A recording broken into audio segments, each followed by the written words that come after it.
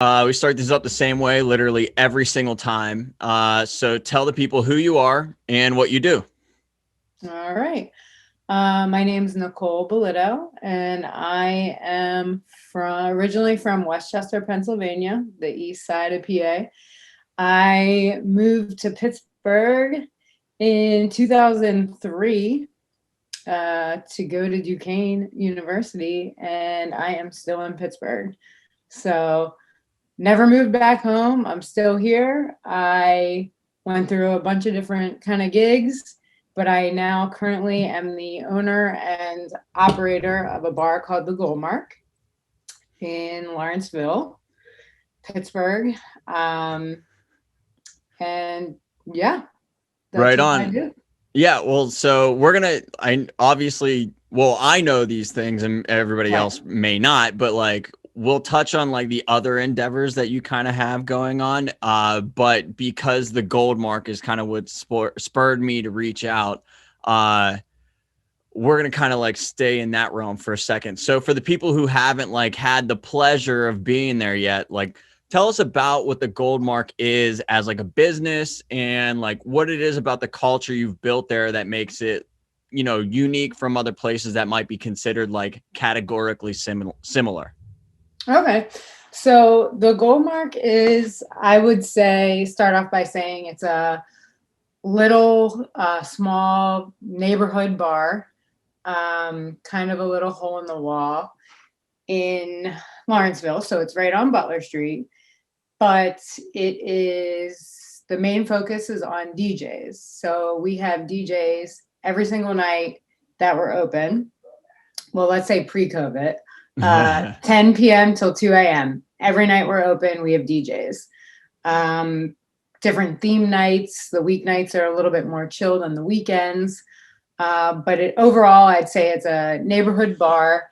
You can get your classic beer and shot. That's our thing. We have beer and shot tiers that start at $6 for a can of beer and a shot for $6. Or you can, be fancy and get something top shelf for upwards of close to $20.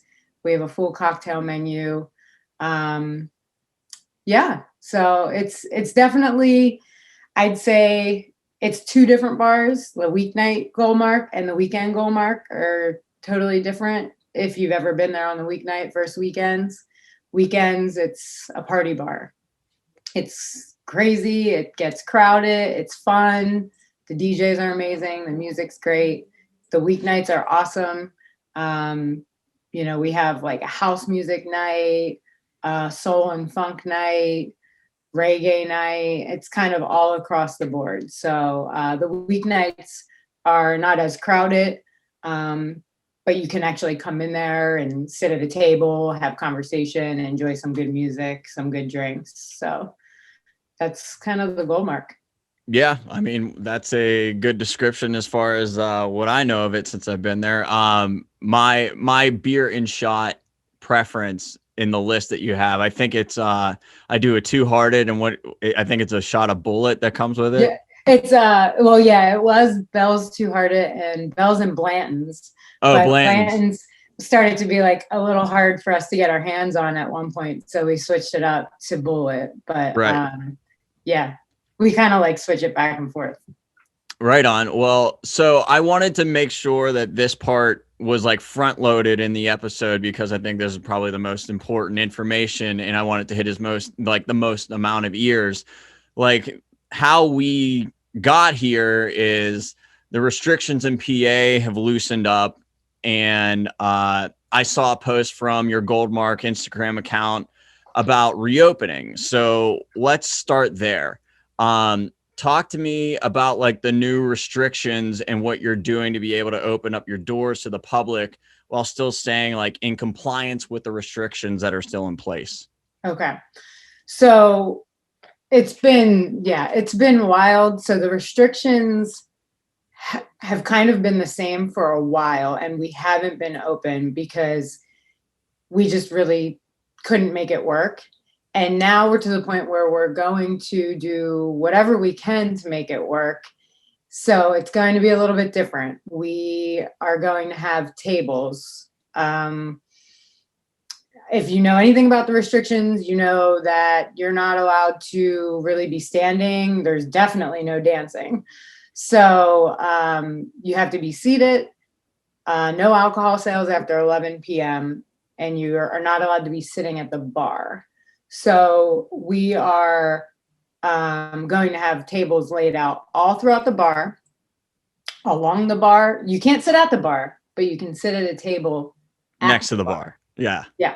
So, but everybody has to be 6 feet apart. So from table to table, nobody can be within 6 feet of each other. So we were able to measure everything out. So we have the layout. We're good to go. We're going to basically try to make the best party you can have with people at their tables. So we're just going for it. We want to bring the DJs back. We thought about just opening and putting on a playlist, but that's not the Goldmark. And we really want to bring as many of the DJs back to work as we can. We want to get people paid. So we're going to bring the DJs back, and they're going to play like a DJ party set. You know, it's not going to be chill lounge music. We're going to just kind of like have everybody like turn up and hope to like, everybody stay in your seats and get hyped up. Yeah, right. The best dance party, seated dance party you can have. So in order to do that though, we ended up posting, which I'm assuming you probably saw, we were selling the tables.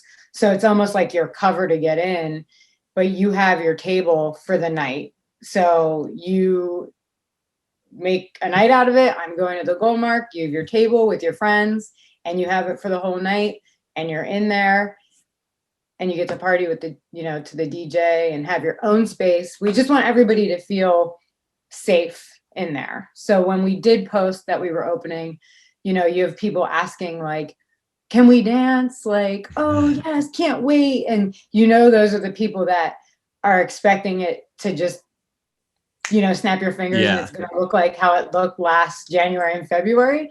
But then you have other people that are really excited to come back to the Goldmark. A lot of like regulars and ride or dies that know it's going to be different, but they're all about it. You know, they just want to get back in there no matter what, you know, whether they can dance or not. And so we ended up booking all the tables for the first weekend within like 2 days. I saw that. I saw you said really cool. you made a post saying that it was all the tables were sold out for this weekend. So Yeah. I was pretty stoked to see that. Yeah. So are we. I mean, we knew the support from everybody throughout this, like the past year has been amazing. Like all of our regulars and you know, tons of people in Lawrenceville and in the community have really showed up for us. Like as far as like the random events we've put on throughout this past year. You know, merchandise that we were selling, Goldmark shirts, Goldmark hoodies, hats, anything, you know, to try to get us through the year. So we knew people would support the idea. We just didn't, we were a little nervous, like, you know, what if we do this and the tables, people don't buy the tables, they're not into this idea. I don't know. But we listed the tables for the next 5 weekends, and we're the second weekend we're already almost sold out for it too. So I think people are itching to go out for sure. I think it's just a fine line of like making sure we obviously we're following all the guidelines, and we want to make sure everybody feels safe, you know, and comfortable. I don't want anybody to come in and feel, you know, uncomfortable. So everybody will be 6 feet apart, and the whole mask thing when you get up to walk to the bathroom, stuff like that. So Yeah. I mean, people are definitely itching to get out. Like after that first Penguins game that was on, and people were in the arena, and I was seeing a lot of people posting about like, you know, people aren't wearing masks and yada yada yada. I was like, listen, they just went into a stadium with other people during a pandemic. I was like, these people are comfortable with this pandemic on another level. Right. So like these are the people that are trying to get out and like have some sense of normalcy, which like it's hard to blame them. It like it truly is. It's super. A year of this is rough. I know. Meanwhile, like you hear stories about Florida and Texas, and they're like back to normal, just doing whatever they want to. I Um, know. yeah, it's kind of wild, just kind of like the culture around this that exists everywhere else. But so obviously the last year has been pure insanity for businesses. So like you can take as much time as you need for this, but like just tell me how this last year of COVID times has like impacted you and all the adjustments that you needed to make along the way to stay afloat. Yeah, it's I don't even know, like there's not even a word to describe how this past year has been, because first of all, the years felt like 20 years to me. Like I just feel like I'm 50 now, you know. But it also feels like just last week we were doing St. Patty's Day Right. 2020, you know, and now it's on Saturday, which is obviously going to be, you know, it's not really a thing this year, but it's just crazy how fast it's been. Such a whirlwind, you know, with the bar getting shut down. Um, we first got shut down on St. Patty's Saturday of last year. Um, it was almost like I didn't really believe that. I don't think anybody really realized what was about to happen, but I thought, oh, 2 weeks, like they said 2 weeks. Yeah. And I thought, okay, like this is kind of cool. Like I could totally use a 2 week break, you know, like this is come at the, you know, right after St. Patty's, it's crazy. And I was like 2 weeks, like to just hang out in the house and just relax. Like I could dig that. And my husband, Adam, as you know, who also owns the bar with me, he said that first night, he said, there's no way this is going to be 2 weeks. He's like, I give it maybe like 6 to 8 weeks. And I was like, really? And then obviously, you know, it just, here we are 1 year later, Yeah, still dealing with it. 365 weeks later. Exactly. Or But days later. so, yeah, it became more of a reality when they just weren't you weren't hearing anything from the state or the city about opening back up, you know, or like not, you know, nothing. It was just like, this is going to keep happening. And they kept pushing the date further back, further back. And then right when you get up to that date, they would push it back again. So it's kind of weird when you own a business during that time and you have like, think about, we had so much product, so much beer, the kegs, like liquor's fine, you know, whatever, Right. but like food. And once you realize this is really, you know, you're not opening up, now you're thinking about like, what am I doing with all this stuff? Or how can I offload this to make some kind of money before it goes bad? Even just going in there and like unplugging things that are just running all the time, you know, that don't need to be on. Like we have arcade games and stuff in the back, like little things like that, that once we realized this was going to be much longer than a couple weeks, and no money was coming in, we went there and we just, you know, kind of did like a whole like shutdown basically, of the bar. We did a few little pop-ups. We did a 6-pack Saturday, which was really cool, where we just promoted that we were going to open just for to-go 6-packs, just to try to get rid of some of the beer that we had in the bar. And Nugget DJ'd for it. And we also live streamed it. So It was kind of like it was like a whole event that we did, which was really cool. And that actually turned out to be a really good day for us, you know, considering that we had been closed for a month at that point. We did a couple live stream, just general live stream events from our house with him DJing. I think it was about 3 weeks in. We put on a whole show in our house, which is kind of funny to think back, but he went live and we and DJ'd, and it was to raise money for our staff. So basically we did, you know, put up the Venmo, the PayPal, all of this, and whatever money we had donated to us, we ended up splitting it between the staff of multiple businesses, which is something we can talk about later. But Right, we'll get to it. yeah. So, but that was awesome. I mean, it went really well. And that was also at the beginning, right? When people are stuck in their houses. People just want to feel some sort of sense of like community and like going out and being around people. So the next best thing is watching a DJ or a band play, and then you're commenting and you see other people in the comments. So it's almost like, kind of being out. And, people were drinking and partying at their house. So yeah, that was cool. But we actually ended up, the first one, we did it a few times. The first one we did, he was supposed to DJ from 9 to 11. And he ended up DJing until 3 a.m. because he had the best time ever. And he couldn't get off. Like everybody kept like joining and they're like, this is awesome. And playing 90s hip hop and all over the place. But we actually ended up raising $8,000 that night. Holy shit. Yeah. Like mind blowing, which we didn't even like know until the next day. Cause we were both like kind of drinking and just went also enjoying yourselves. Yeah.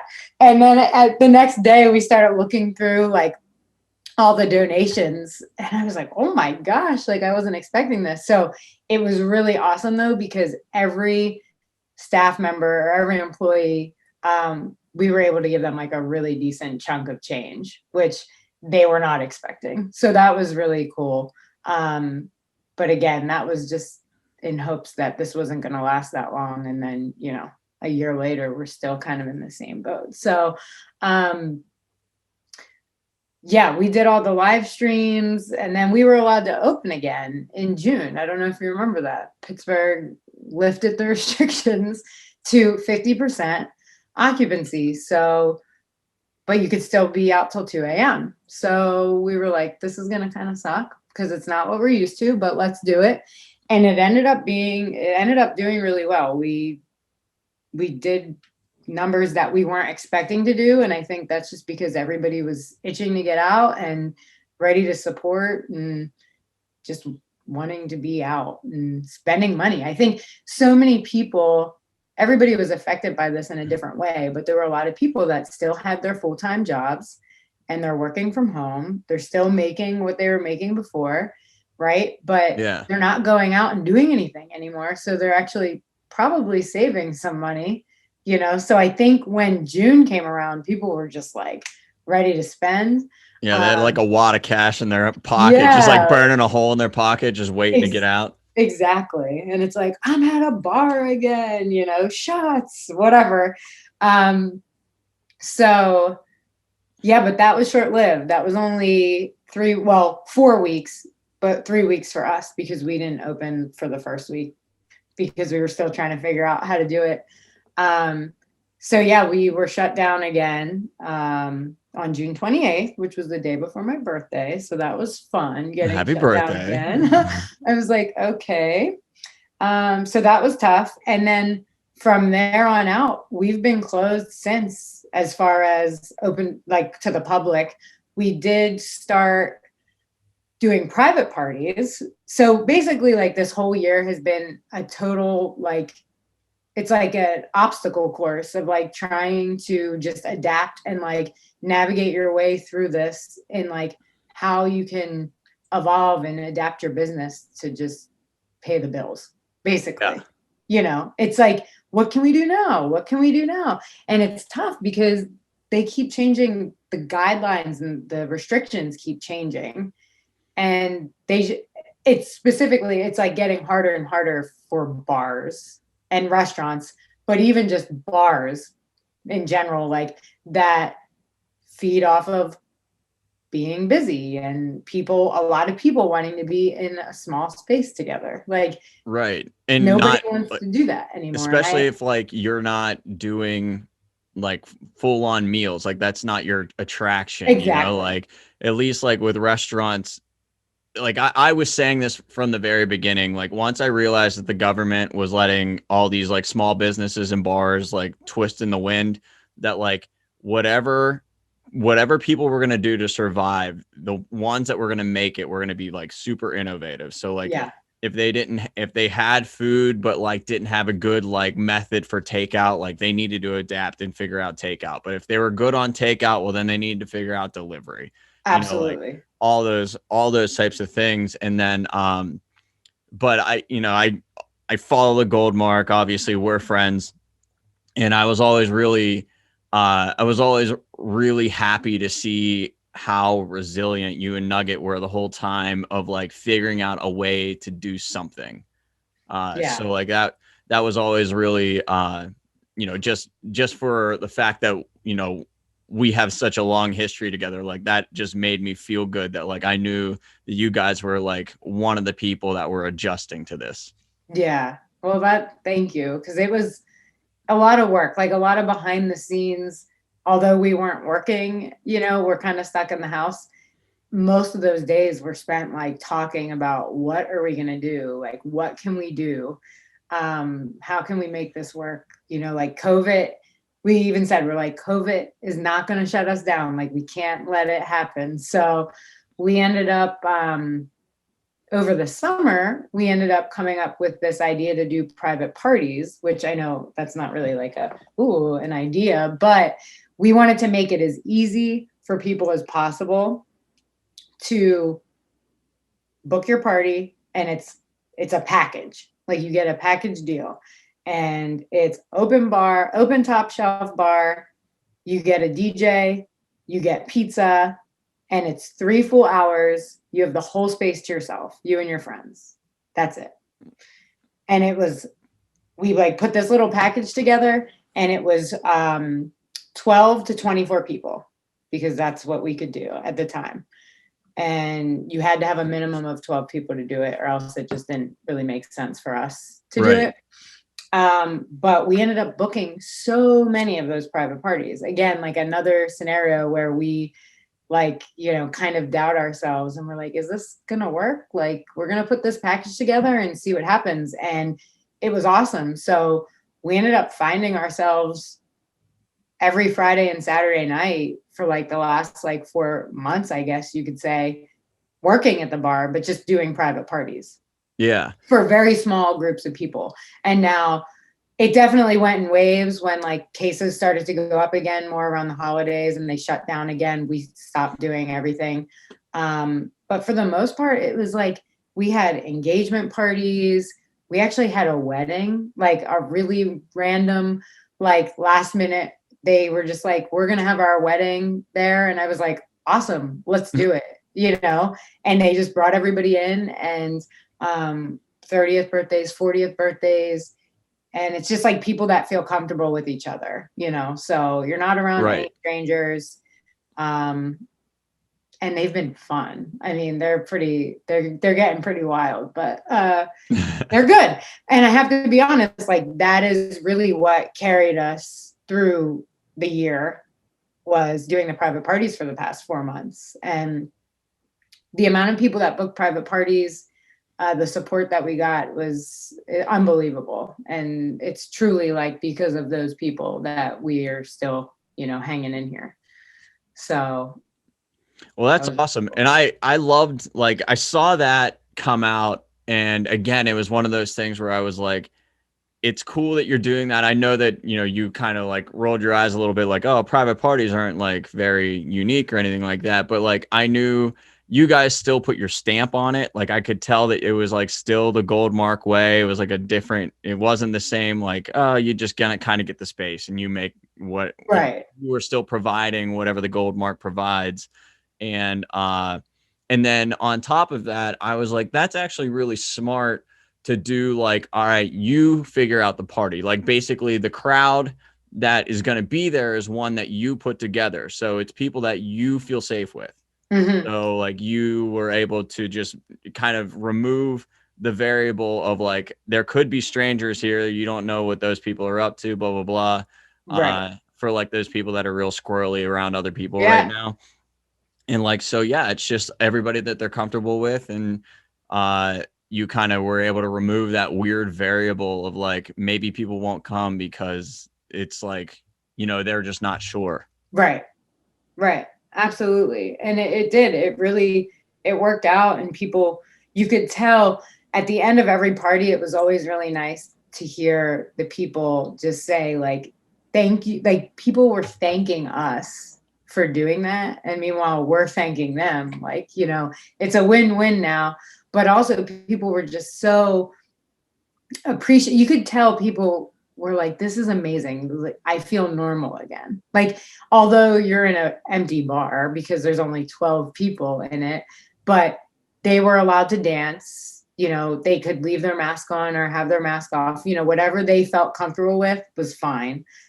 Any of the employees that were working the private parties obviously had their masks on, but there were people that were like crying at the end of private parties. Like, well, one, they didn't want them to end, but two, you know, like just dumping their feelings out on the bar, basically, like how tough the past year's been and how awesome and how much fun they just had, you know, how good of a time it was. So that was really cool to see too, because I know like people, I mean, I like you said, social life is like lacking. Like I just would love to, and I haven't been going out, like I haven't been going to restaurants or anything.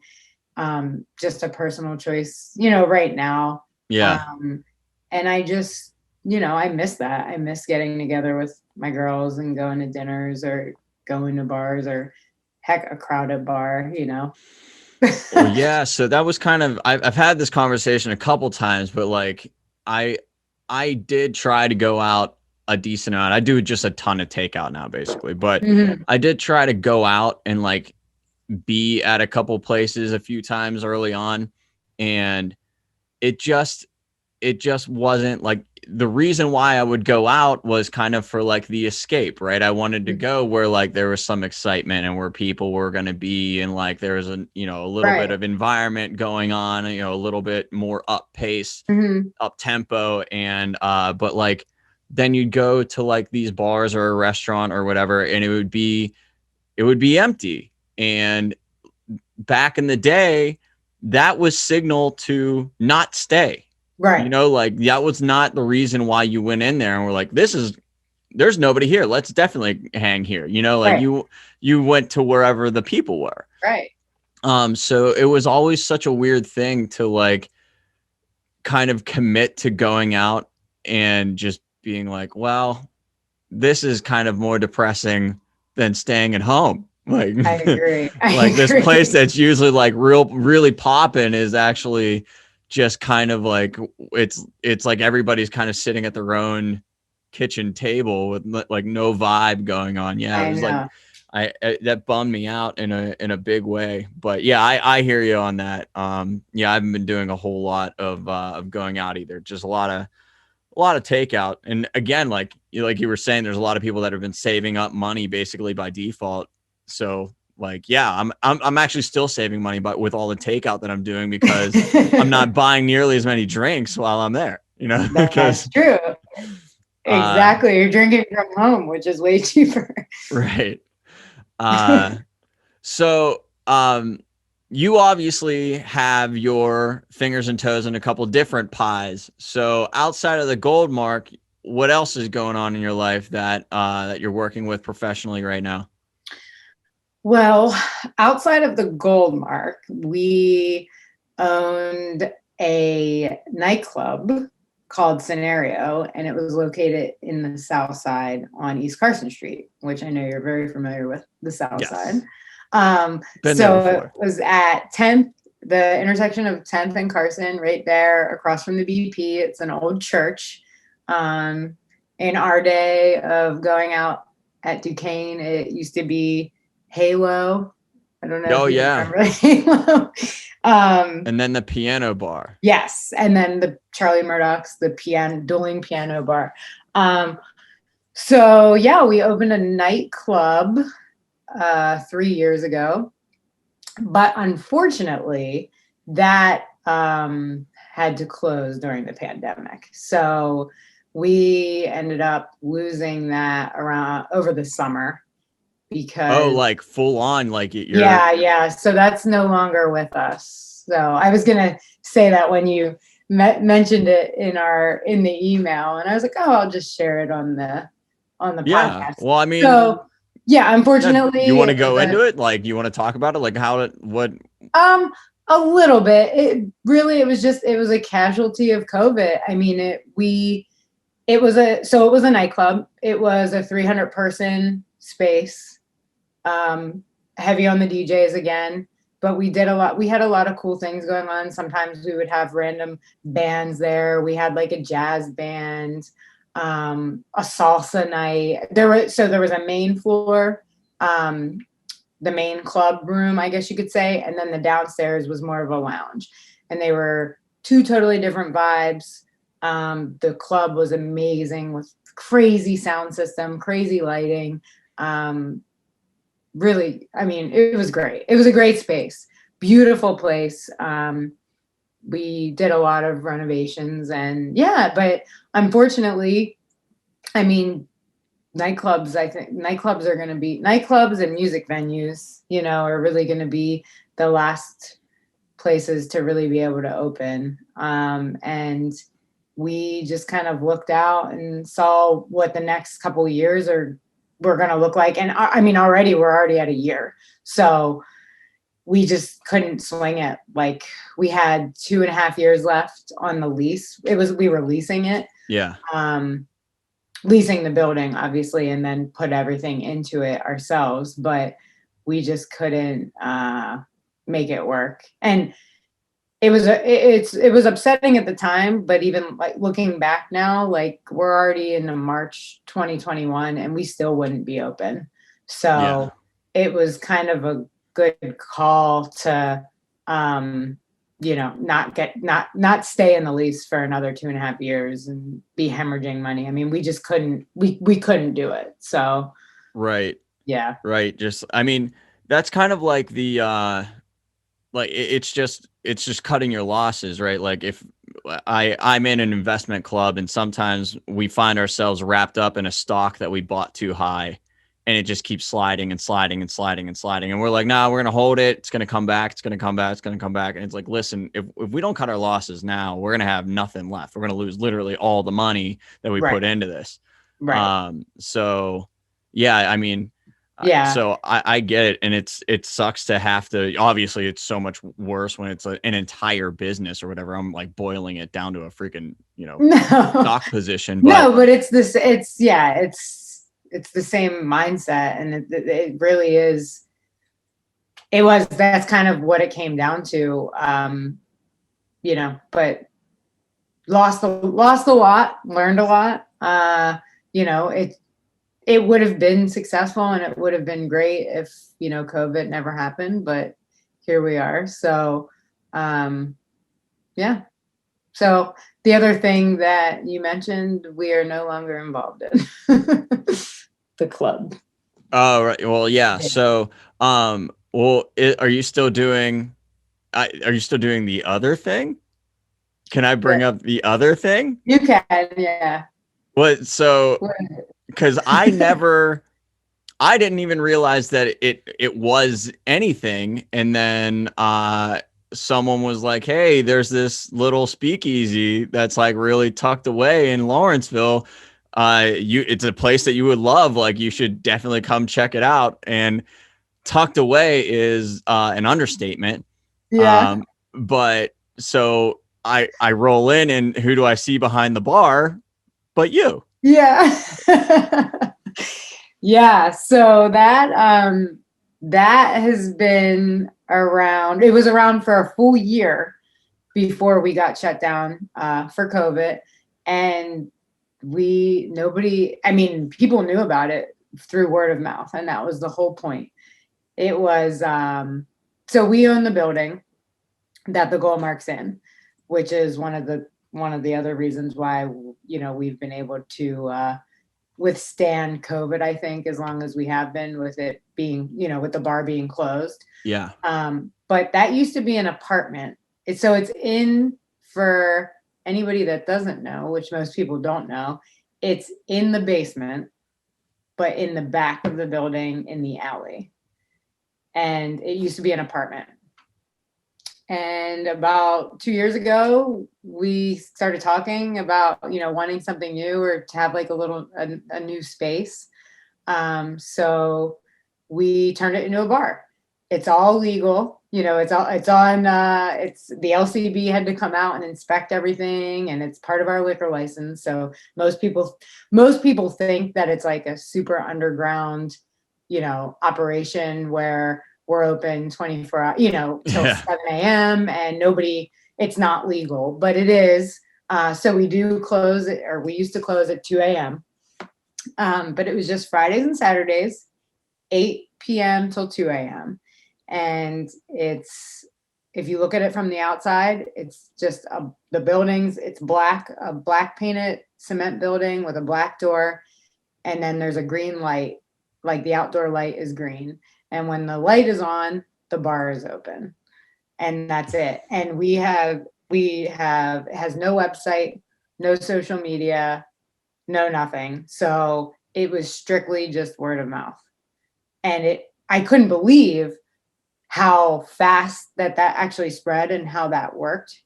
Yeah. Because there were a few times where we were like, maybe we should make an Instagram page for it or get it on social media.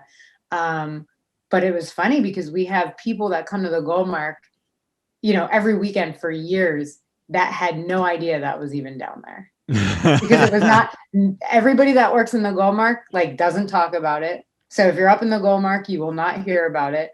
And it's just, you have to go in the alley and just walk into this door that most people walk in, people knock, and they're like, you feel like you're walking into somebody's house. Like you're like, am I walking into like someone's living room? What is about to happen? Well, yeah, I mean, I like definitely did that. I was like, this does not seem like a door I'm allowed to go into. Like, but I'm gonna go and see what happens. yeah. So if there's an angry person with a shotgun on the other side, I am loaded with apologies already. Yeah. So it was great. We actually are opening that this weekend too. Nice. We're just gonna go for it and see, if people show up, if they see the green light. So it's gonna be Fridays and Saturdays, 8 p.m. till 11:30 right now, because we can't sell alcohol after 11. So we'll let people finish their drinks and then shut it down. But yes, it's tiny. It's very, very dark in there, kind of a tropical vibe with, some sort of tiki cocktails. It's decorated really cool with like palm trees and plants and stuff like that. Cocktails.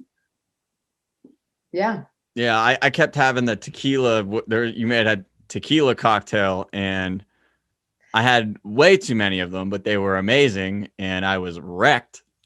I think you were drinking the tequila and mezcal, like old fashioned combo that we have on the menu. That sounds like something I would drink. It is a strong drink. So yeah.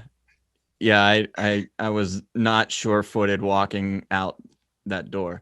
yeah. So right on. Well, that's awesome that's coming back too, and that I mean, it was such a crazy thing walking, because nobody told me it was yours, and you didn't realize. I feel like a lot of people that hear about it come in, and then they say, is the Goldmark around near here? And they don't realize they're in the same building as the Goldmark. And obviously we can get to the Goldmark through the basement, but if anybody wants to go to the Goldmark, they have to walk around the block to go in through the front door.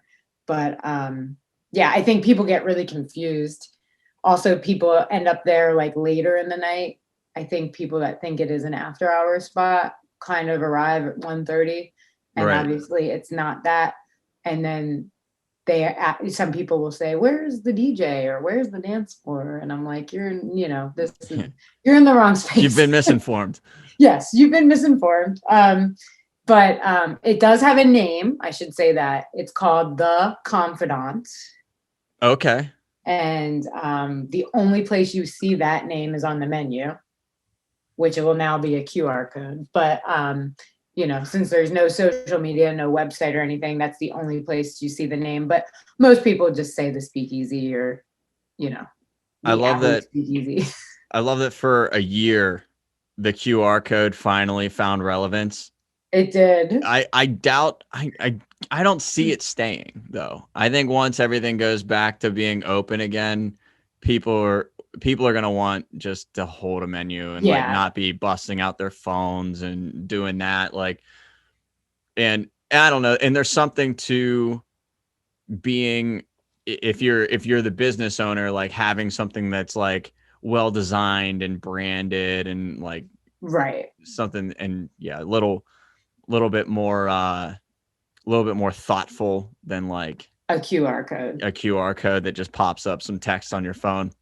Right. Right. I agree with that. I think the one perk about it right now, at least, will be you can obviously just go in on the back end and change whatever you need to change at the drop of a hat. So if you run out of a certain beer or you run out of a certain item on your food menu, you can just change it really quickly and the menu's up to date without reprinting new menus all the time. Right. And Right. I think when bars and restaurants are in full bloom, that's not so much of a problem because they know what they need to get through their week.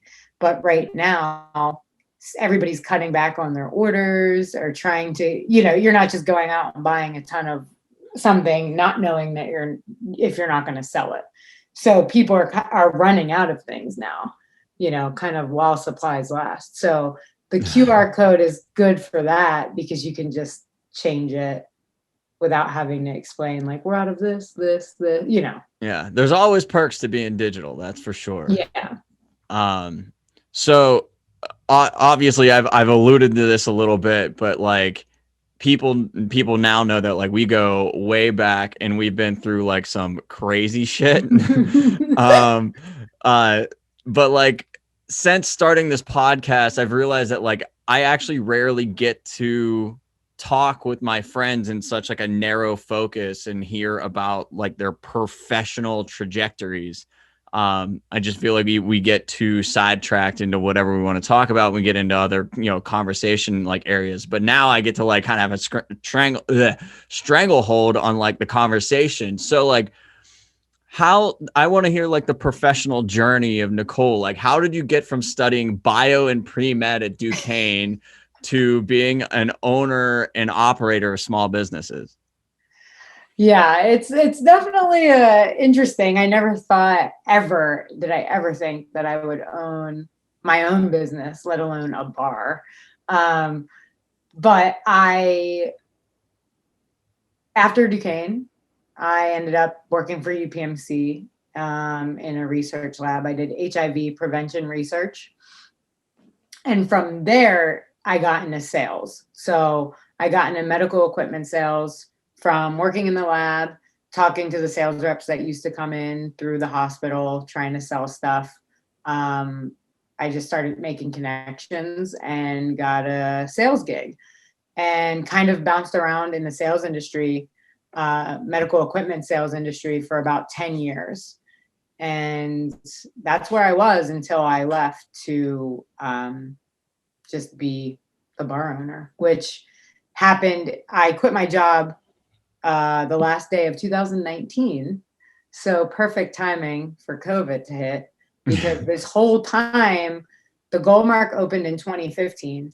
And that whole time, those 4 full years, I was working, and the club, I had like 4 jobs for Oh, 4 wow. years. I And definitely didn't know that. yeah, and it was intense and it was a lot of work. And it got to the point where I was super burnout. And we had a lot of talks about this, but the businesses were doing well enough that I could leave my sales job, which sounded like a great idea. But I always held on to it because I said, this is our safety net, like in case anything ever were to happen. That's what I always said. And then finally, one day I was like, you know what? I'm ready. Like, I'm going to quit and I'm going to focus all my time and energy on our businesses. At the time we had the club and we were doing a lot of private events there as well, but bigger, some corporate events, some larger weddings. So I figured I would kind of like go that way and Right. really grow that portion of the business. And then I quit, and then COVID, 2 months later, COVID hit. So we got hit really hard with just, the timing of everything was not good over here in this household. But the whole bar even came about was through Nugget. Right. So, Yeah. Tell me I guess about for that. anybody Like, that doesn't know, who's watching this, my husband is a DJ and he's DJ Nugget, also Adam, but I still call him Nugget. I like trying to call him Adam more because it's kind of weird when I talk to people that don't know right. about him to call my husband Nugget, but that's what he goes by. That's what most people know him as. My dad even calls him Nugget, which is hilarious. Like that's how he was introduced to him. So, but we started dating obviously, and then got more serious. But this was always his dream, was to own a bar someday. And he's been DJing for 20 years in Pittsburgh, countrywide, globally, and basically had a notebook and would make notes at all of his gigs when he worked for different owners, different bars, different establishments, made notes for like what worked, what didn't work, things that he saw that he really liked. And he came to me one day when, we were more serious, and he said, this is what I want to do. I want to open my own bar someday. And I, was 100% behind him.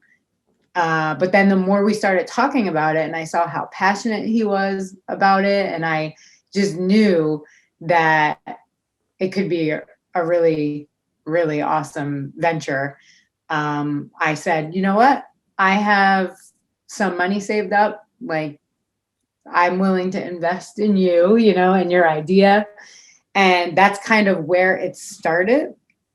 But then I just got so into it, and I didn't think that I would be that into this idea. And anyway, so we looked into opening a bar together, and we are 50-50 owners. So was there anything in the conversations that like really triggered your intuition to be like, yeah, let's do this? Like, was there a moment that you can remember where you were like, yeah, we have this figured out.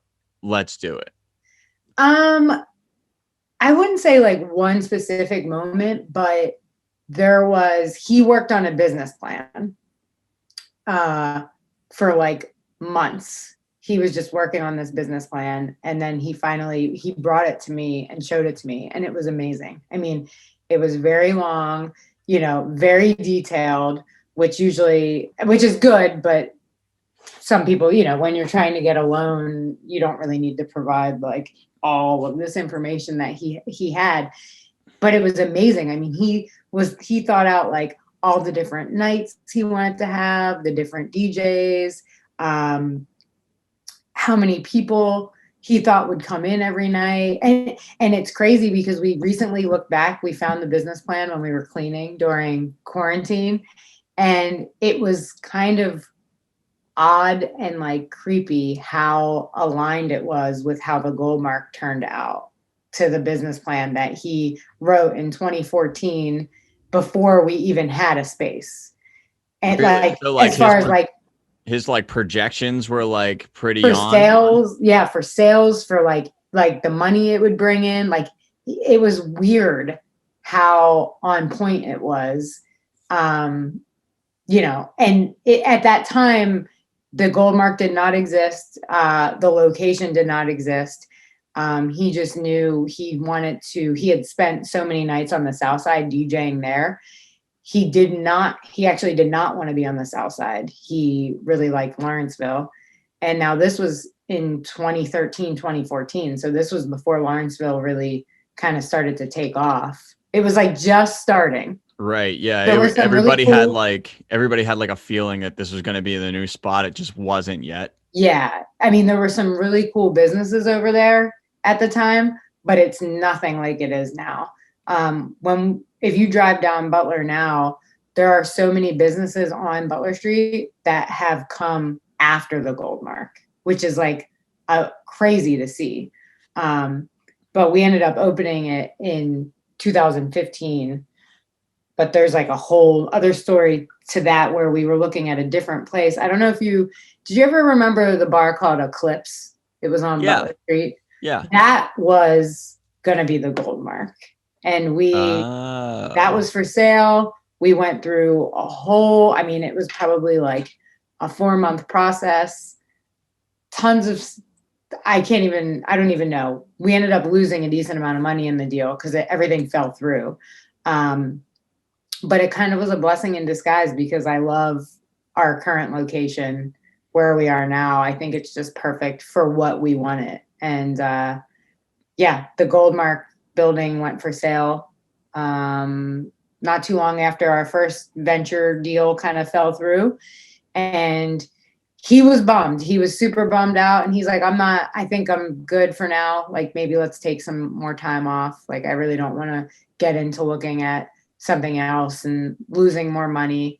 And I was like, you know what, like, let's just go look at it. Like, it can't hurt. Let's just see. Right. And it ended up, we were in there and I don't know, a lot of people didn't really know what it was before. It was called Salud, and it was a Cuban restaurant before. Right.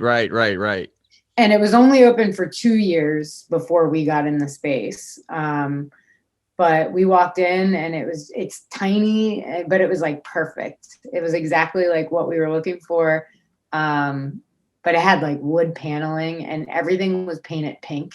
Like it was like real like pink and like bamboo walls. And, we had to do a lot of work in there, but it was amazing. And the deal went through and within that whole, I guess to rewind, within that whole process of the business plan and all of that was when I said, like, I really want to be a part of this. Like, I want to be a working part of this. So, So nice. And I bartend too. Yeah. Well, I've definitely seen you do that. What would you say, like, after acquiring the building and obviously not, COVID would be too easy of an answer. Like, what would you say was like your biggest struggle in the process of like having your own business? Yeah, COVID doesn't count with this one. I don't know. Like, I mean, honestly, like the amount of work, I think a lot of people are like, oh yeah, I want to own my own business. And it's great, but the amount of work that you put in is something that like forget even like 60-hour work weeks. I mean, you're working like 80 or 90-hour work weeks to make whatever you're making, to dump it back into the business. Minimal sleep. Like, it's a grind. It's a grind. But I love it though. Like, I miss it so much. It's just, I don't know. I don't know how to explain it, but really the Goldmark is great. We have, there's 10 people that work at the Goldmark, and pretty much all of them are still the same from day one when we opened 5 years ago. So that's amazing. Yeah. I mean, the bartenders still the same, like, just great. Everybody that works there, they're great. And they're such a strong, they like truly love and care about the Goldmark, like almost as much as we do. Like they look out for the place and they want it to succeed as much as, anybody else. So they are huge assets to the Goldmark.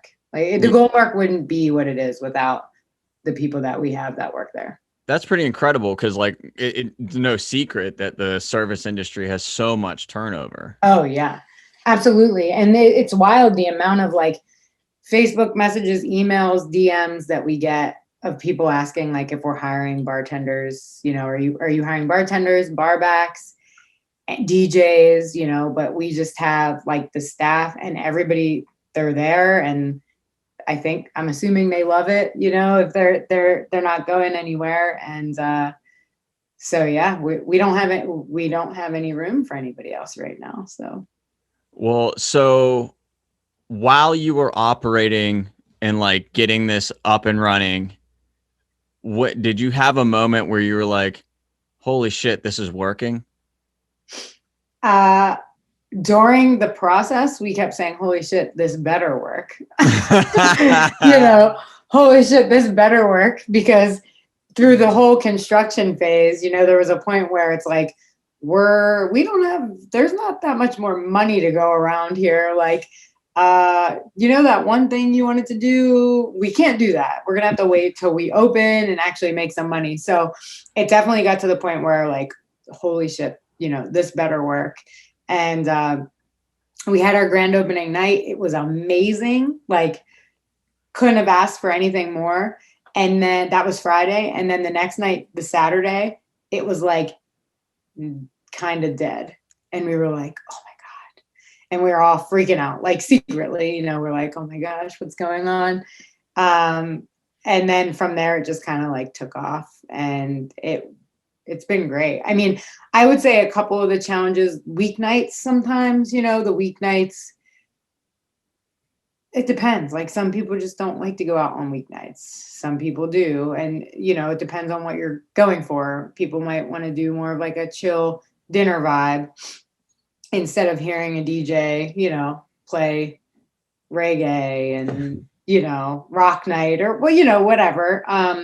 The weeknights, I think, were always something where we were trying to like adapt and like change and figure out, you know, what can we do here? But the weekends were kind of really on autopilot. Well, that's awesome. Yeah. Well, so I wanted to bring this up anyways, and I'm glad you kind of brought it up earlier. So I know that you guys have been doing you've been doing the Twitch stuff, you've been doing the live streaming, the DJ live streaming, and then you announced that whenever you were going to do the reopening, that you're also going to do the Twitch from the reopenings, like of the Yes. DJ set happening inside of inside the Goldmark. So do you think I've been talking to people about, you know, these technologies. Obviously we're sitting here on Zoom, right? Right. Like this is probably going to be the way that I do this podcast about 90% of the time. It's just out of the ease of not needing to meet up with somebody. Right. You know, like you can just do it from wherever your computer is. But so do you think that that's going to be something that you guys are constantly just going to keep up with going forward? Just keep rolling with this Twitch stream and you know, just see how you can play around with that going forward? Yeah, absolutely. That's actually going to turn into, I think, a big part of our business model moving forward is streaming the DJs on Twitch. So for now, we wanted to do it for anybody that, you know, may not feel comfortable coming out yet. You know, you're not comfortable going to a bar, totally understand, but you can still be a part of it. Just get on the Twitch channel, and there's going to be a camera right on the DJ, on the turntables. You'll see them on the microphone.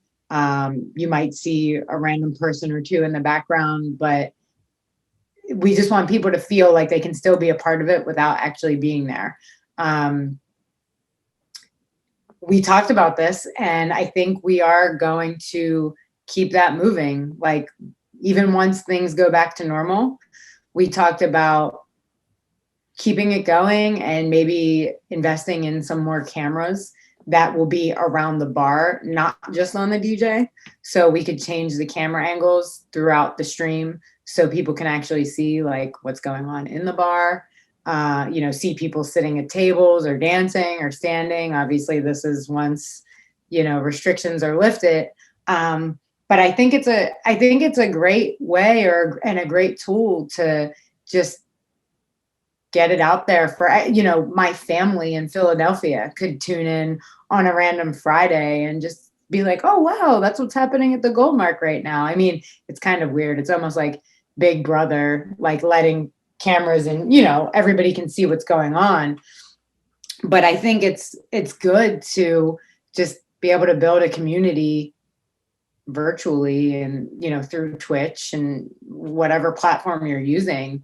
Because that, to be honest, I think that's what's gotten everybody through this entire pandemic, Right. Well, I always hanging out with people in a chat while, you're watching, people are watching movies together, like which is, I just learned about that. I didn't even know that was a thing, but that's super cool, like, yeah. why not? Yeah, for sure. And like, it's awesome to hear that you're actually thinking about expanding the concept of not just like a single camera, but like actually have a little bit more of a production where you switch the camera angles and whatnot. Because like I was literally thinking of this after I had seen, your Twitch stuff, and I saw that you were going to continue doing it. That like when travel does come back, I feel like this is going to be one of those things that people do to find places to go to. Like Mhm. if there's a way that they can get like a snapshot of like, I guess not a snapshot, but I guess like a clip of like an experience of what it's like to hang out at a bar, then like you might become a spot that people travel to go hang out at. Like, oh, Right. we're going to be in Pittsburgh. There's this place. I got to watch it on their live stream. It looks really cool. They always have DJs. The place just seems like it's a lot of fun. We can just roll. That would be a good place to roll to. It seems to be like in a stretch of a bunch of bars. We can check out some other spots while we're there. I really think that that's going to be a new way that people are kind of able to like vet where they're going to go whenever they go to new cities. So that's actually awesome to hear that you're doing that. That's just my theory. But Yeah. I think that if places start doing that more, I think they'll be shocked of how many people are going to start. They're going to start seeing more people from out of town show up at the bar. I agree. And that was something that we talked about when we decided to do this, do it in the first place, but even keep it around long term is, it's starting this weekend. So we're going to just see how it goes. But even if it doesn't really go well, we already have the equipment and we're just going to keep streaming. And because DJing is such a big part of our business, and Twitch, the DJs turned to Twitch, throughout the pandemic. It started with like Facebook Live and Instagram Live, but they were kind of, cutting the DJ off every hour, every 10 minutes for copyright, Right, things, right. like shutting you down. So the DJs turned to Twitch, and it's become like a really good revenue stream for a lot of DJs. I'm like not that involved in Twitch, but I know like some of these DJs are making really good money because people are subscribing to your channel, and it could potentially be another source of income, for the bar. Not only that, we also, when we release it this weekend or start streaming this weekend, we're going to have the Venmo and the PayPal, like the tip virtual tip jar basically on the site. So if anybody is watching from either in Pittsburgh at their house or another state or wherever they are, if they do decide that they want to donate or tip, all of that will get split between the staff as well for whoever was working that night. So it's also like a little extra perk or something that we can do for the staff, during this time. So we're just gonna try it out. Yeah. I mean, and that's so cool too, because like you'll get whatever the bar brings in, but then like it's kind of like because it's extra over time, that actually kind of like backfills some of the money that was lost too. Right. That would be amazing. So that's definitely, I think that's a great idea. I'm really happy to hear you say that. Either way, I was going to pitch that you do it. Yeah. So I'm glad to hear that that's what you're going to do. Yeah, that's the plan. We're actually going to go over there tomorrow night to do a little test stream just to make sure everything's working and kind of, I think him and a couple of his DJ buddies are gonna do it and just like DJ for a couple hours just to make sure like it just keeps streaming, it doesn't shut off, like work out all the bugs before Friday night. So we're gonna. If you ever need a tech hand, let me know.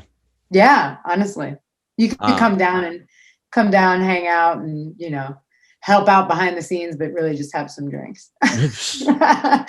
Listen, I'm good for taking a few drinks off your hand. That's for sure.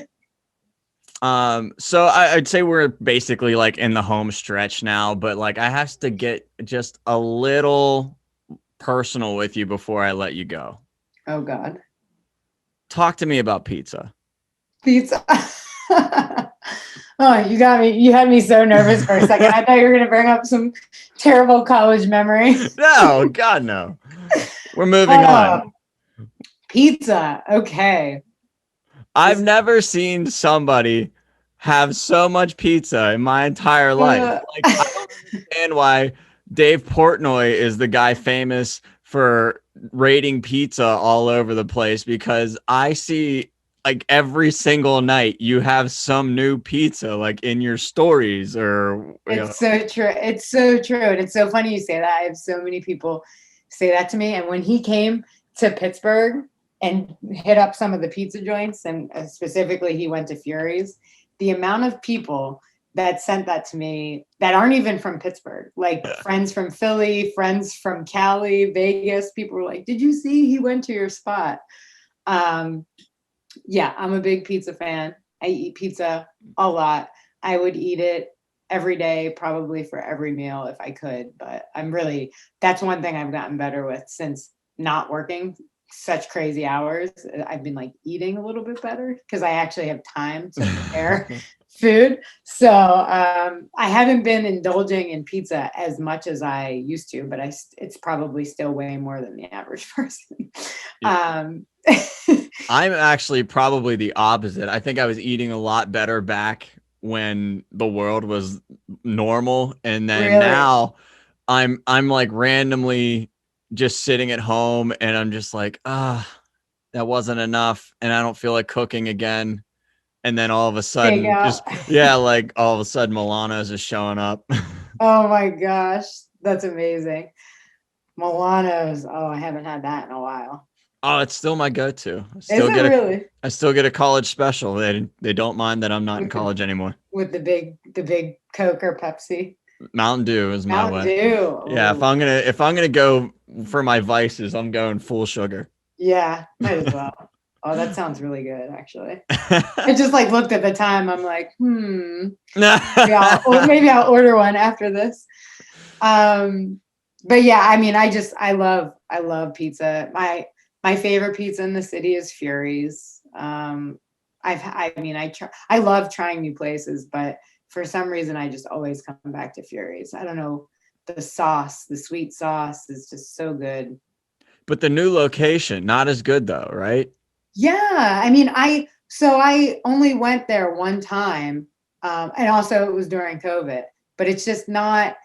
It's not that the food wasn't as good. It's just like I love the old like hole in the wall Fury's. Like, just walk in, get your slice or pie, and just sit right down. That one was like they actually had like servers. It was like more of a restaurant, which is, I mean, good on them. Like they're expanding. And it was beautiful. I mean, it was a big space. I couldn't believe it. They have like a little party event space room on the side, and like they do events and stuff. But just give me like the regular like dive pizza experience. Right. It's like when you go to like a suburban style version of Mike and Tony's or Permani's, you're like, listen, this is way too clean.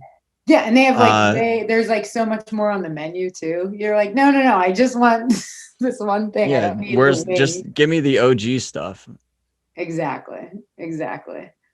So, yeah, well, that's real. I just had to bring it up because, I mean, how the hell could I not? I know. So like, what does like the future hold now for like the dynamic duo of like Nicole and Nugget? Like, do you guys have anything that you're working on that's kind of a secret still, but you're maybe gonna like launch whenever the world is ready for it? Am I knocking on a door that can open?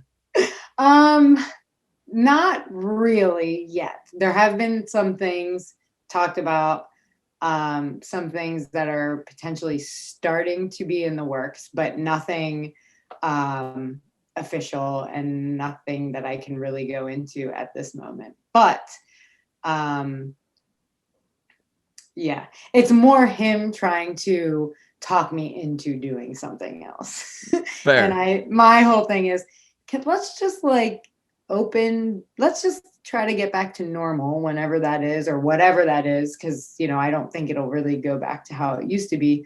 But let's just like get there first, and then we can talk about this other thing that you want to do. But yeah, so I don't know. I really can't say too much more than that, but there just so you know, there is a second floor above the Goldmark that has 2 apartments in it right now. So I can just kind of say that much. So Oh, she dangles the carrot.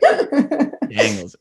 All right. Well, so we're just gonna wait in suspense then. All right, so the way that I typically end these things is I just always let the guest kind of end as the interviewer. So like you get to ask the people listening a question and then they can respond in the comments, whatever it is that you asked. So oh like wow. what are you wondering about? What are you thinking that you want to ask the people watching?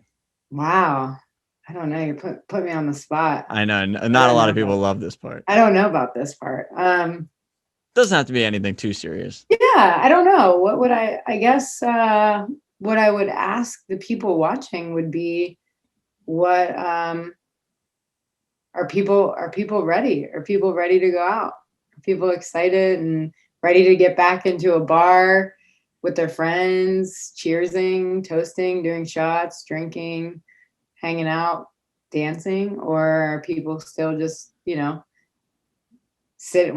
to stay in on a Friday and Saturday night? Oh God. I Well, mean, I there's a part of me that's gotten really, really, really into staying in on a Friday and Saturday night. And I probably shouldn't say that because, you know, yeah, I that's own your a work bar. night. But it's been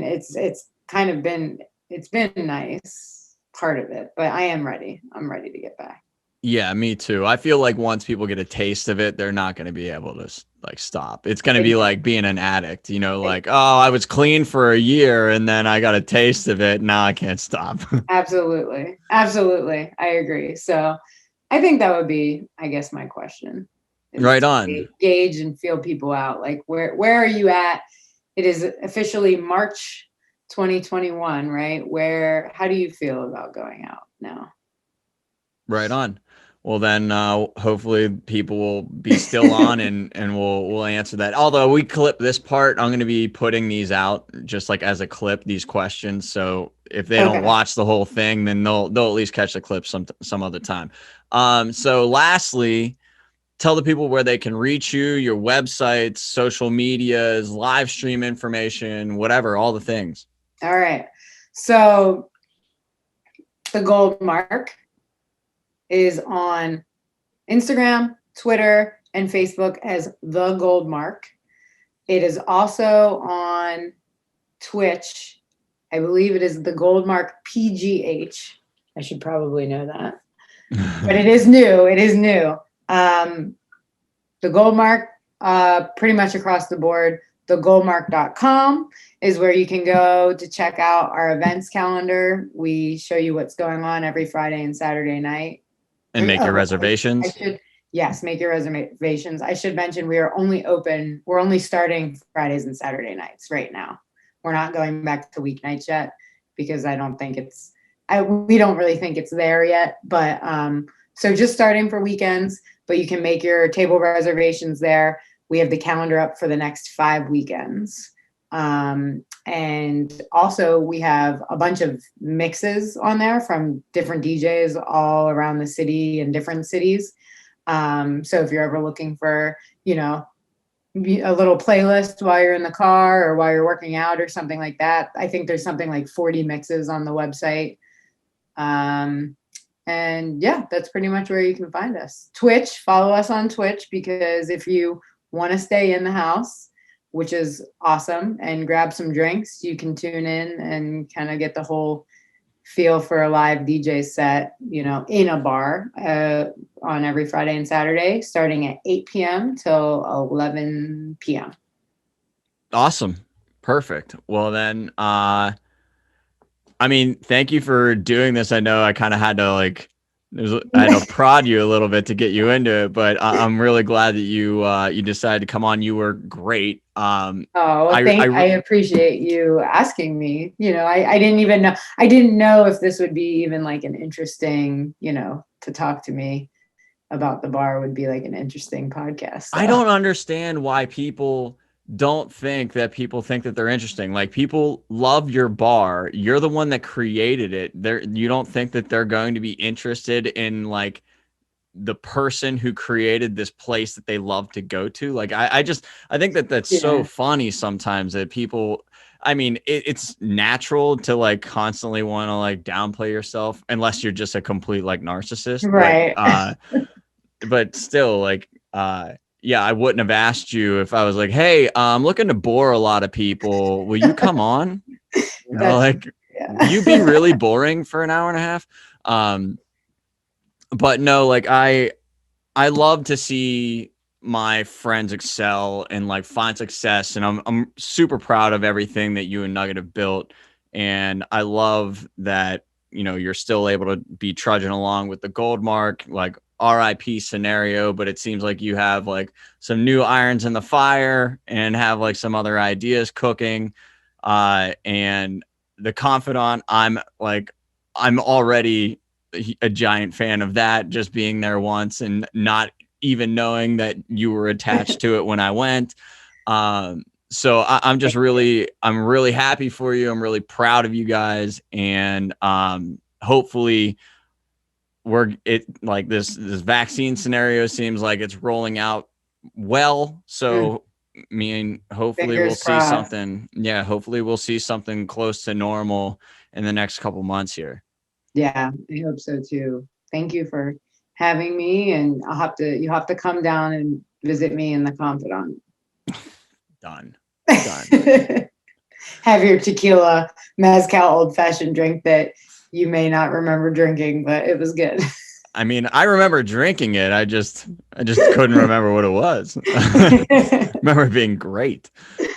All right. Well, then I'm going to let you go. Thanks again. And I'll be seeing you soon. All right. Thank you. All right. Bye. Have a good night. Bye.